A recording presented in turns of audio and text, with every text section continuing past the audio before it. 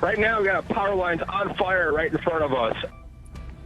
A dangerous situation with power lines down, as you can see there. This was seen on the Weather Channel Live, and the situation, well, it is starting to get worse as this storm continues to push northward up the coast. It's just hugging the coast. The winds, that is causing a lot of power outages, and we're seeing hundreds of thousands of people now left in the dark in Florida, and power outages will continue to expand as the winds from this storm continue to move up the coast. Now, hurricane force winds extend out 60 miles from the center. Tropical storm force winds extend out 185 miles from the center. So everybody along the coast is going to feel some significant, not only sustained winds, but wind gusts. And that means power outages will be far and wide through the bulk of this storm. So here's a look at where we can expect widespread power outages. Again, we're seeing it in Florida. We'll continue to see that move up the coast.